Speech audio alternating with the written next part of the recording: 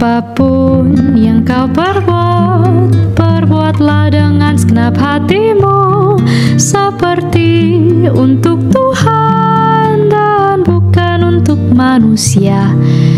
Kerjakan dengan setia apapun yang ia percayakan, mahkota kehidupan ia janjikan, ia janjikan, ia janjikan bagimu.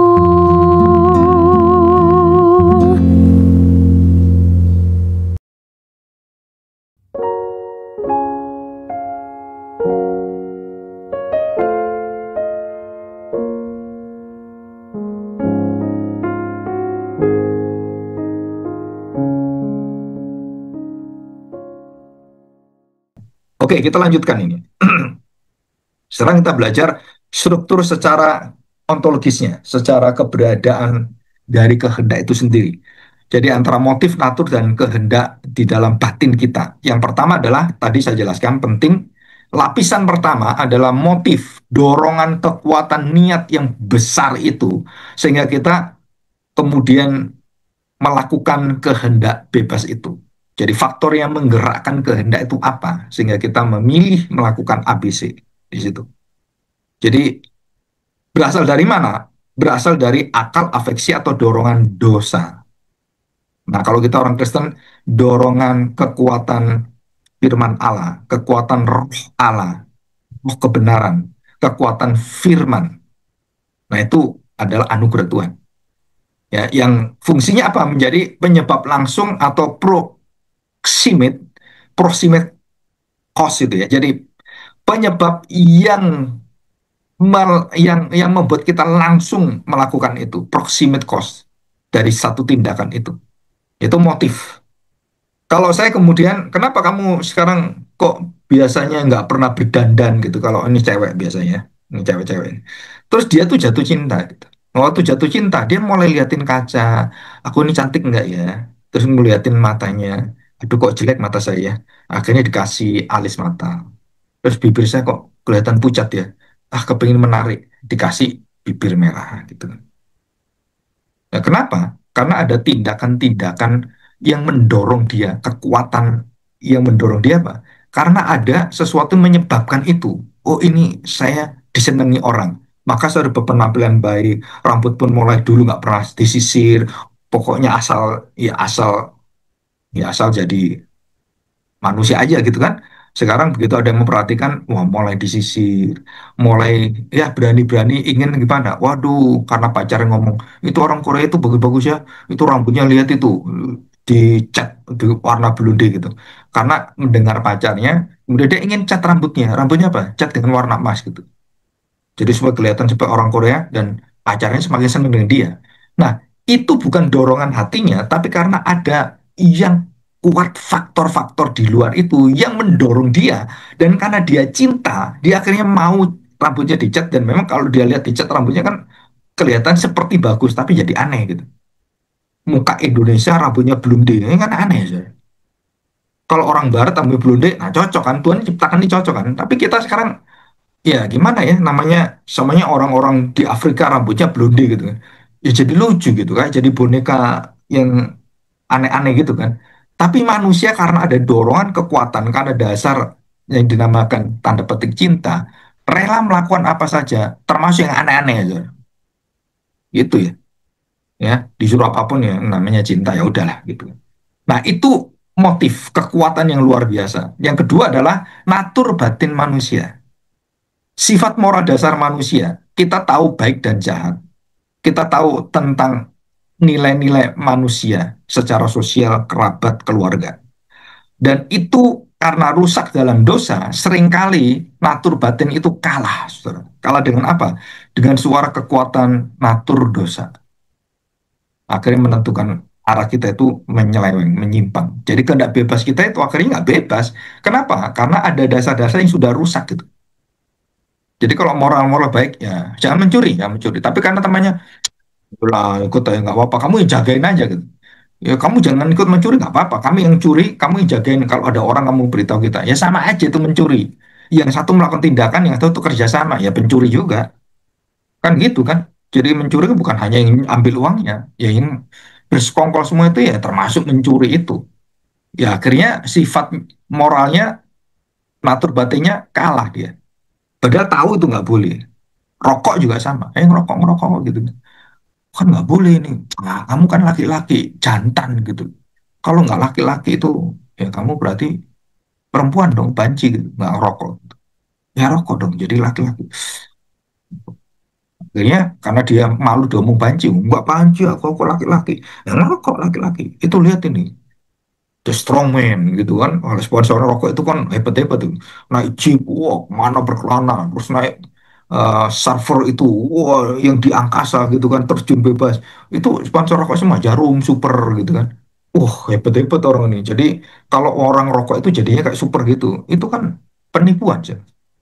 Sponsor-sponsor rokok itu kan kadang membodoh kita gitu.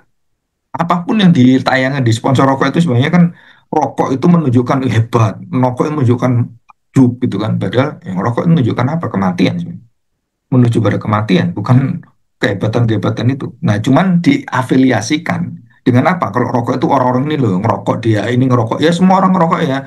Pejabat juga ngerokok, ada pendeta juga ngerokok gitu kan. Ya pendeta aja ngerokok ya nggak apa-apa kita ngerokok. Nah, akhirnya moral kita, natur batin kita rusak. Jadi pilihan bebas kita apa? Ya bebas, tapi bebas dalam kerusakan. Di situ. Yang ketiga adalah divine degree. Nah, ini yang ditulis oleh Edwards. Kebebasan di dalam ketetapan Allah. Jadi artinya begini, kalau sudah Allah menentukan di dalam kekekalan dan seluruh cakupan tatanan itu sudah ditetapkan oleh dia, apapun yang berjalan pasti ikut seluruh ketetapan dia. Itu adalah disebut sebagai the eternal force, kekuatan kekal yang mendorong Fir'aun itu keras hati. Herodes akhirnya memberikan perintah untuk membunuh bayi-bayi di bawah 2 tahun, sikat semuanya. Setelah itu ada eternal force yang kemudian kejahatan dari Herodes itu kemudian dipakai oleh Tuhan untuk menggenapi rencana dia. Sodom Gomora sama. Jadi orang Sodom Gomora itu dosa bukan salah Tuhan. Mereka berdosa bejat itu bukan salah Tuhan. Tapi dosa-dosa mereka dipakai oleh Tuhan untuk memperingatkan kita. Kamu akan menjadi Sodom dan Gomora jika kamu melakukan dosa seperti mereka. Itu jelas sekali.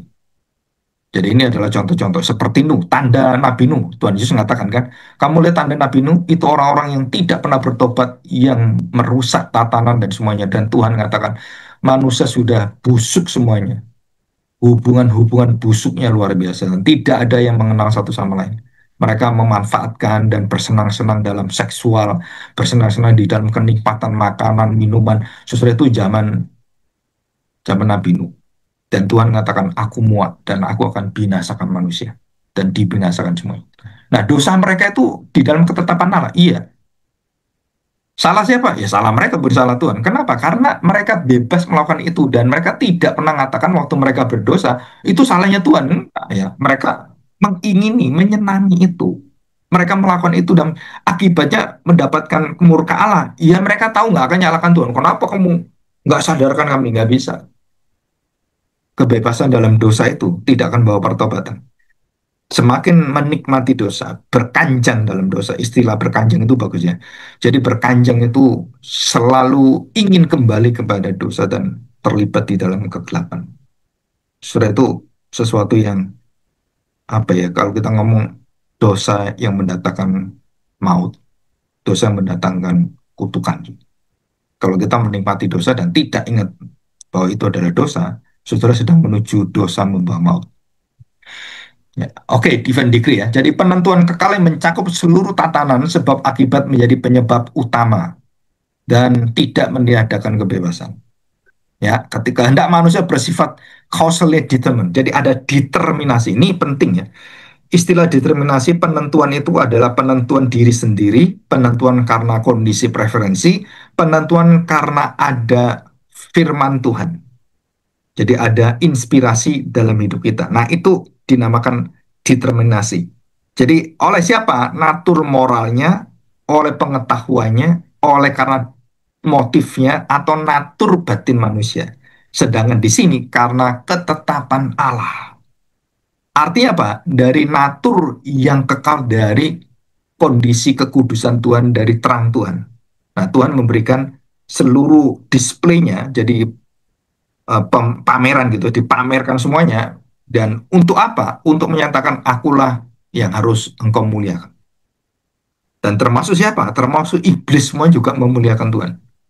Di dalam kematiannya, iblis tetap menyembah Tuhan. Kan aneh ya, saudara. Lu kan dia menyembah Tuhan di dalam dosanya, menyembah Tuhan di dalam kebohongannya yang tidak bisa mereka tolak, tidak bisa berdalih bahwa Tuhan adalah Tuhan. Tapi dia tidak berubah, saudara. Jadi ada orang ngaku, ya kamu Tuhan, tetap Tuhan saya. Tapi dosanya itu enggak berubah-berubah. Itu sama dengan iblis. Tidak ada perubahan di dalam dirinya. Tapi nyebut Tuhan terus. Tapi tidak berubah. Yaitu namanya hati yang mirip dengan iblis. Tidak ada pertobatan, kesenangan. Tapi percaya Tuhan, iya. Iblis juga sama percaya Tuhan. Beriman dia pada Tuhan. Bahkan iblis gemetar beriman dalam Yakobus pasal 2. Iblis itu beriman pada Tuhan. Ya, kamu beriman, iya. Kalau kamu beriman, tidak berubah hidupmu, dan terus berkancing dalam dosa, nggak pernah sadar, ya kamu sama dengan iblis. Ya, oke, kita lihat sekarang masuk. Argumentasi kelogisannya ada 8 premis, 6 ya. Kemudian ada kesimpulan, 1, 2, 3, 4, 5. Ya, kemudian 8 itu kesimpulan yang akhir ya. Perhatikan, saudara. Ini logika berpikir di dalam kehendak bebas. Yang pertama, semua tindakan harus ada sebabnya. Pre-chosen atau pre-cause. Ya, jadi penyebab yang awal, penyebab dari semua kehendak, pilihan, serta keinginan kita, kemauan kita. Ya, tindakan kehendak manusia adalah tindakan moral dan tidak ada tindakan yang tidak bermoral. Semua ada akibatnya dan semua ada konsekuensinya. Ketiga, setiap tindakan karena bermoral, maka tiap kehendak manusia akan menyebabkan satu moral dalam hidupnya, baik untuk dirinya atau orang lain. Jadi kalau saya melakukan satu kesalahan, maka kesalahan saya itu menimpa pada saya dan menimpa pada orang lain. Atau kalau tambah besar, kesalahan itu akan merusak suasana serta tatanan lingkungan sekitar kita, masyarakat. Yang keempat, penyebab moral tersebut adalah motif paling kuat pada saat-saat yang tertentu waktu kita memilihkan kehendak bebas.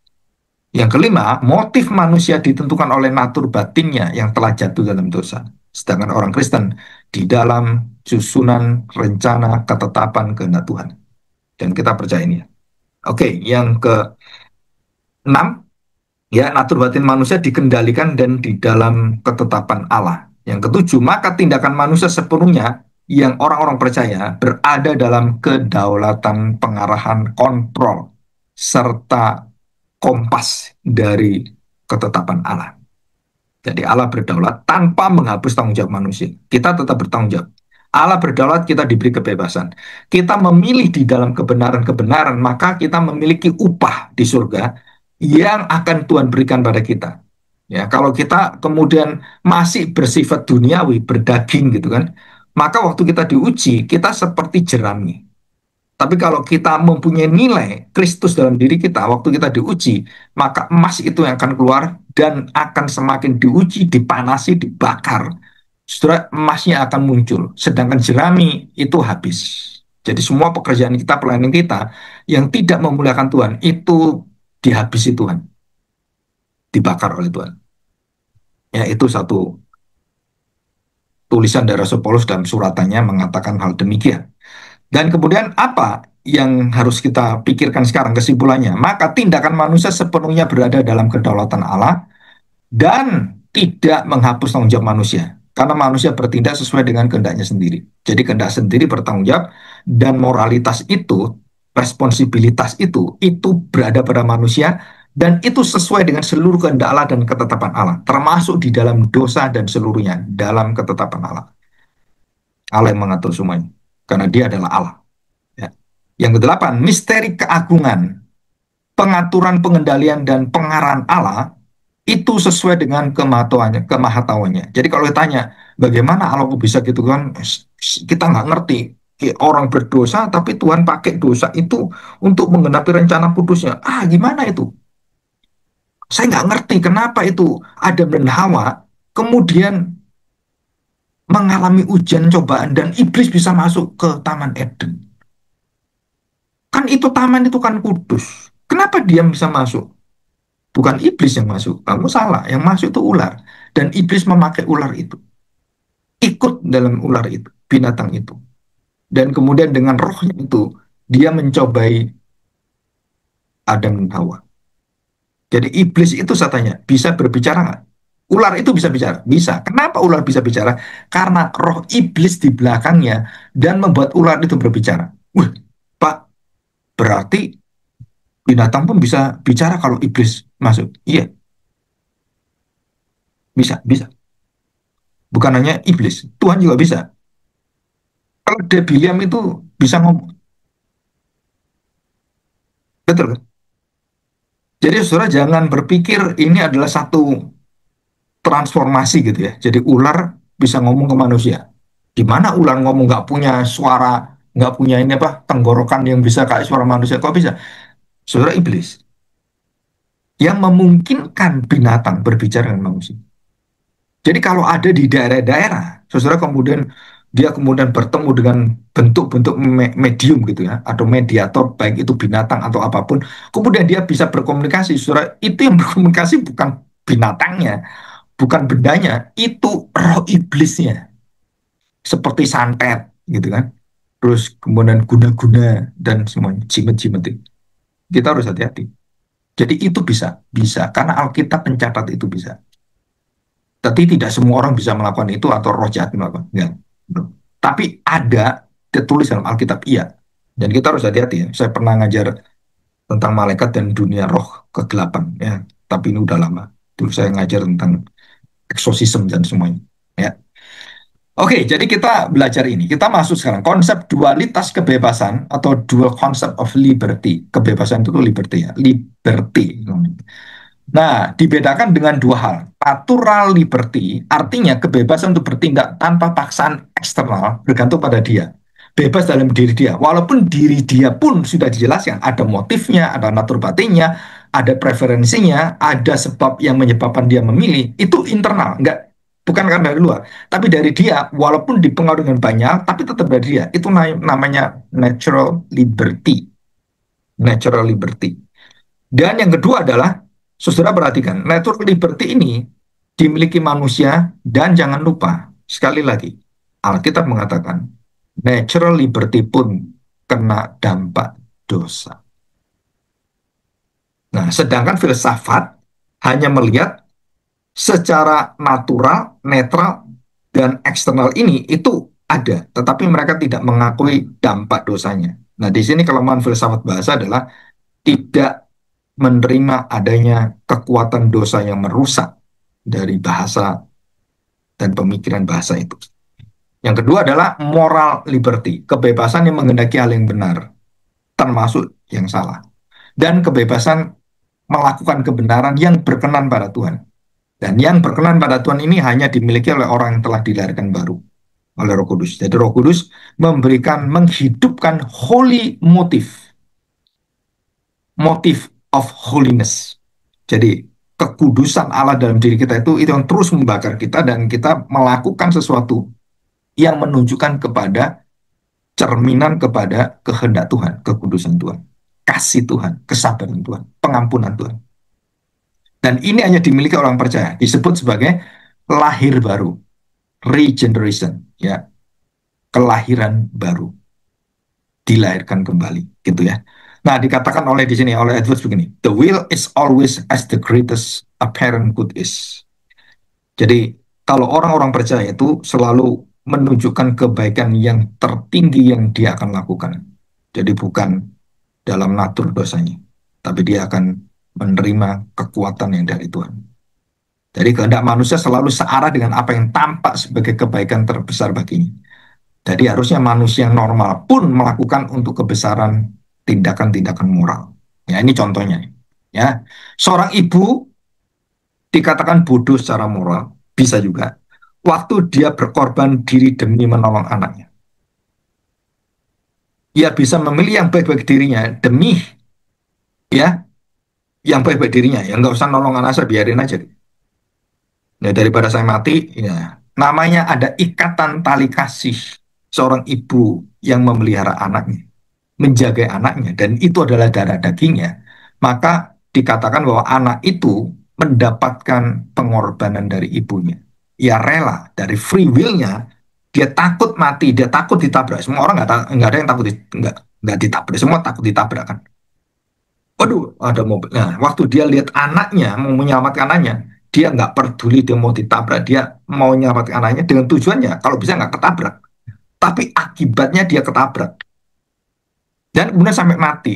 Dan dia memilih the greatest good of her life. Jadi dia memilih kebaikan yang tertinggi yang dia serahkan dengan apa? Memberikan hidupnya menolong anaknya. Yang kedua, pemuda menolong gadis yang mau diperkosa.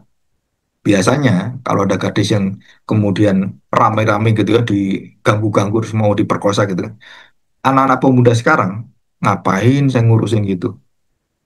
Ditinggalin aja. Jadi ya menjaga diri kan daripada saya nanti gebukin terus saya ya mungkin saya bengkap semua kan bapak belur gitu. Ya udah biarin aja kan bukan adik saya bukan saudara saya juga ya, tinggalin aja. Nah saudara bisa kan memilih itu bisa saudara. Kenapa bisa? Salahkah dia memilih itu? Nggak salah. Nggak salah pemuda itu kalau nggak nolong, nggak salah. Tapi ada panggilan yang dinamakan panggilan secara tanggung jawab, natur moralitas itu. Minimal dia mengingatkan pemuda-pemuda itu, jangan ganggu dia. Memang siapa kamu dia?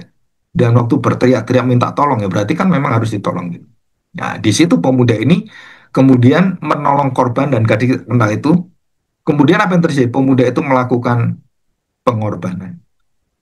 Ada tuntutan moral dalam dirinya dan dia kemudian apalagi dia bisa melakukan dengan tanda petik dengan keahlian mungkin dia bisa bela diri ya kemudian bisa melakukan ya kemampuan-kemampuan bertanding bertengkar gitu kan atau berkelahi maka dia menolong itu menolong anak perempuan itu untuk apa dia menunjukkan satu kekuatan rasa yang baik kepada anak. Dia bukan apa-apa saya, tapi karena dia dalam keadaan susah, maka dia menunjukkan kebaikan. Nah, surat perumpamaan Samaria, orang Samaria yang baik hati juga sama. Dan itu bukan nggak kenal, itu musuhnya malah. Yang menghina dia, menghina bangsa. Jadi Samaria dengan Israel itu saling menghina. Dan orang Samaria itu musuhnya itu melihat orang Israel digebukin dan mau mati. Dia itu dikatakan yang baik hati, moralitas, dan menunjukkan kebaikan itu dengan memberikan tumpangan, menolong sampai memberikan semuanya dan menjamin orang Israel yang mau mati itu digebukin itu kemudian ditanggung oleh dia. Nah itu seperti Kristus. Jadi ini adalah sebenarnya kebebasan. Ini dia bebas nggak akan nolong, bebas nggak apa-apa. Tapi ada tuntutan batin kekuatan dan di situ ada kekuatan kasih Allah yang melampaui semua permusuhan, melampaui semua kejahatan, melampaui dari semua batas-batas keagamaan, batas-batas semuanya dan dia tembus itu semuanya dan itu menunjukkan sifat daripada Kristus, sifat daripada Allah. Ya. Oke, posisi teologis. Ya, perhatikan. Determinasi teologis, theological compatibilism. Ya, ini rada-rada sulit ya. Compatible itu artinya yang cocok, yang kompak gitu ya. Determinasi filosofis. Semua tindakan memiliki sebab alami secara filsafat dan tidak bisa ada tindakan tanpa ada penyebabnya, tanpa ada pengaruh siapapun, apapun. Ya, jadi nggak bisa. Nah, kalau kompatibilisme teologis, yaitu semua tindakan kita itu dikompatibel di dalam kehendak Allah, dalam ketetapan Allah. Jadi Allah menata sebab-sebab itu tanpa menghapus kebebasan moral manusia. Luar biasa ya. Jadi Allah yang kudus berhak memakai iblis dan mengizinkan iblis masuk ke Taman Eden. Itu siapa yang mengizinkan? Ya Allah sendiri. Kenapa Allah izinkan? Untuk memberikan manusia satu pengujian. Karena dia diciptakan berkehendak seperti Allah. Nah disitulah diujilah manusia itu untuk apa? Memilih yang harus dipilih sesuai dengan natur. Dia diciptakan adalah baik, maka dia harus memilih baik, saudara. Betul kan? Dan waktu manusia diciptakan, Tuhan mengatakan, sungguh amat Dikatakan sangat baik. Nah, itu natur manusia adalah memilih baik, bukan memilih yang jahat. Dan Adam dan Hawa memilih yang tidak baik. Apa tidak baik? Memakan pohon baik dan buruk. Dan dia jatuh dalam dosa.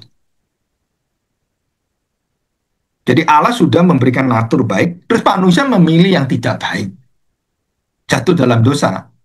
Saudara, akhirnya karena ini adalah jatuh dalam dosa, Tuhan memberikan pengampunan, Tuhan memberikan penebusan, dan itu dilakukan setelah Adam dan Hawa hidup itu lebih daripada 4.000 tahun kemudian, baru Yesus datang.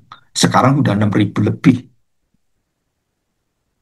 Jadi kesabaran Tuhan itu luar biasa. Untuk menebus manusia, Tuhan menunggu ribuan tahun. Kenapa? Karena Tuhan tahu seluruh ujung kehendaknya dan sempurna. Ya. Oke, sekarang implikasi teologisnya. Jadi saudara, di dalam kehendak kebebasan itu kita harus mengakui bahwa first cause, sebab utama segala sesuatu dalam kehidupan kita, peristiwa apapun, termasuk orang buta sejak lahir, salah siapa? Jawabannya adalah semua untuk kemuliaan Allah. Jadi siapa yang menjadikan orang buta itu buta sejak lahir? Bukan iblis, bukan dosa siapapun, bukan kutukan, bukan. Tapi siapa? Allah sendiri, demi kemuliaan Allah. Setelah itu sulit kita kita pikirkan. Duh, kan kasihan dia, Pak. Dia ngalami itu. Terus bagaimana? Tuhan itu adil. Orang-orang yang mengalami kecacatan, difabel, yang tanpa adanya perbuatan dosa, saya percaya, dia akan menerima kemurahan Tuhan. Termasuk bayi-bayi yang dibuang, baik itu yang Kristen ataupun yang bukan Kristen. Kan semua manusia mati dalam dosa, termasuk bayi kan. Tapi bayi tidak pernah berbuat dosa. Dan itu Alkitab mengatakan Tuhan akan menuntut bayi, manusia itu dari perbuatannya. Bayi nggak bisa dituntut perbuatannya apa. Karena begitu dia dalam kandungan belum bisa apa-apa, masih masih 3 bulan, 4 bulan, terus kemudian digugurkan gitu. Nah, bayi-bayi yang mati tanpa tahu apa yang tangan kiri dan tangan kanan, saudara, itu ada cenderung dan juga dikatakan bahwa itu mendapatkan kemurahan dari Tuhan. Ya, secara mendalam orang Kristen semuanya yang di dalam keluarga Kristen, suami istri Kristen, anaknya meninggal yang di dalam kandungan itu semua dijamin masuk surga. Iya. Tapi bagaimana dengan yang belum menjadi Kristen? Saudara, itu ada kemurahan Allah. Dan seberapa tahu kita pastinya? Ya, kita nggak tahu pasti. Tapi Tuhan mengatakan, aku akan menghakimi orang berdasarkan perbuatan. Sedangkan bayi yang nggak bisa apa-apa, atau mungkin bayi yang baru lahir nggak bisa apa-apa, kemudian mati gitu kan, kita nggak bisa mengatakan, oh ini sudah mati karena dosa asal. Nah, dosa asal tidak bisa dipakai untuk penghakiman, penghukuman bagi manusia yang tidak berbuat dosa. Karena keadilan Allah. Ini teologi yang dalam. Ya, nanti kita suatu hari membahas ini. Ya, oke. Nah, kita akan eh, kurang 6 menit ya. 6 menit lagi kita istirahat, nanti masuk ke apologetika. Nah, kita lihat implikasi teologis itu adalah mau tidak mau, semua penyebab seluruh kehendak ketetapan Allah yang berjalan dalam hidup kita, baik itu jahat, baik itu buruk, baik itu iblis, baik apapun, saudara, itu adalah dikendalikan dan ditetapkan oleh Tuhan. Manusia adalah penyebab yang kedua, bukan yang utama. Not majority, substansial, bukan, tetapi yang diakibatkan itu secondary. Jadi kedaulatan Allah dan kebebasan manusia bukan dualisme yang berdiri sendiri, bukan. Itu kedaulatan Allah di atas kebebasan manusia. Otonomi manusia itu di bawah otonomi Allah. Karena manusia diciptakan oleh Allah dan segala sesuatu diciptakan oleh Dia. Dan semua dikendalikan oleh Dia. Dan ini adalah satu prinsip kedaulatan Allah yang penting, adalah Allah adalah sang pencipta, tidak bisa di bawah ciptaan atau manusia. Jadi ini hierarki yang saudara nggak bisa lawan sampai kapanpun, ya. Nah, kita akan melihat ini, ya. Ini rangkuman ya. Keselarasan dan ketegangan logis dari pemikiran Edwards. Perhatikan, saudara. Apa ketegangan terjadi adalah ketegangan rasional antara kebebasan dan penentuan ilahi. Dan ada sulit kita mengerti, tetapi itu misteri. Menegaskan ketegangan adalah misteri moral yang bukan kontradiksi logis. Ada semacam misterinya yang tersembunyi kita nggak tahu. Kebebasan tanpa penyebab adalah absurditas metafisiknya. Hanya kebebasan sesuai dengan atur moral manusia yang dapat disebut rasional. Jadi kalau nggak bisa secara rasional, nggak bisa. Loh, kalau Tuhan dipikir secara rasional, nggak bisa. Nah, sesuai itu misteri. Kok bisa ya? Nah, karena sifat Allah kudus. Kenapa Allah bisa memakai iblis masuk, Yudas dan semuanya? Dan Allah tidak berdosa melakukan itu. Allah berkuasa mengendalikan segala dosa kegelapan. Karena wilayah dia, ciptaan dia. Nah, itu jawabannya, Saudara. Kemahakuasaan dia. Ya, jadi Allah berdaulat yang pertama, yang kedua Allah menetapkan segala sesuatu divine decree dan manusia jatuh dalam dosa termasuk kehendak bebas. Sehingga manusia punya motif yang terus dia lakukan dalam dua hal. Pertama adalah motif di dalam natur dosanya untuk menentukan kehendaknya, menentukan tindakannya, dan bertanggung secara moral. Karena di dalam dosa, maka semua manusia tidak bisa menghadap Tuhan kecuali kita orang percaya. Dan Allah mempunyai keadilan dan membawa manusia untuk apa? Bertobat. Yang bertobat mendapatkan kehendak bebas yang utuh kembali, yang dipulihkan, dan yang kemudian dikuduskan. Ya, oke, sekarang kita masuk penutup ya. Esensi pemikiran Edward. Yang pertama, kedaulatan Allah bukan fatalisme. Jadi, wah ini kan semua Allah tentukan takdir-takdir. Bukan, Sir. Orang Kristen tidak percaya adanya takdir, tetapi percaya adanya penetapan Allah. Jadi kalau sudah takdir itu kita nggak bisa berbuat apa-apa. Enggak, manusia bebas, diberikan kebebasan. Termasuk iblis pun diberi kewenangan. Ya, dalam kewenangan kepada Ayub. Aku ambil hartanya, silakan. Itu iblis bebas menghancurkan Ayub. Tapi kebebasan iblis di bawah wewenang kedaulatan kebebasan Allah. Dan itu dilakukan 3 kali. Ya, jadi bukan fatalisme. Jadi Ayub waktu mengalami itu sepertinya fatalisme. Bukan, itu kehendak kedaulatan Allah. Yang kedua, kebebasan manusia tanpa otonomi absolut. Dan tidak ada otonomi absolut bagi manusia. Ya, di bawah pemeliharaan Tuhan, di bawah langit ini tidak ada kebebasan mutlak yang berotonomi pada dirinya sendiri. Jadi free will itu yang mutlak tidak ada. Ya, Alkitab tidak pernah memberikan itu. Yang ketiga, tanggung jawab moral tanpa kontradiksi dengan predestinasi. Jadi kalau mengatakan, ya kamu dipilih ya, mau jahat-jahat ya nggak apa-apa, tapi itu dipilih. Nah, surah itu tidak mungkin kita mengatakan demikian. Kenapa? Karena tanggung jawab moral. Tanggung jawab kita di hadapan Tuhan. Harus hidup sesuai kekudusan Tuhan, kebenaran Tuhan. Dan itu tidak membuat kita kemudian meringankan dan membuat kita hidup seperti Esau. Menjual predestinasi sebagai sepiring mangkuk kacang merah. Dan kita buang predestinasi dengan apa? Mengatakan, ya saya mau menikmati dunia ini. Nanti kan bisa bertobat lagi. Nggak bisa. Yang keempat, ia menegaskan bahwa kebebasan sejati hanya mungkin bila kehendak manusia diperbarui oleh kasih karunia. Dan ini nggak bisa dilakukan oleh siapapun. Roh Kudus dan karya Kristus. Karya Freedom of the Will merupakan jantung teologi Injili, Reformasi, dan Puritan. Yang menyatukan kemampuan rasionalitas logis manusia dengan keagungan anugerah Allah yang luar biasa. Dan inilah keindahan anugerah. Disebut teologi anugerah. Raja Kristuslah Tuhan atas segala Tuhan, rajakanlah Kristus.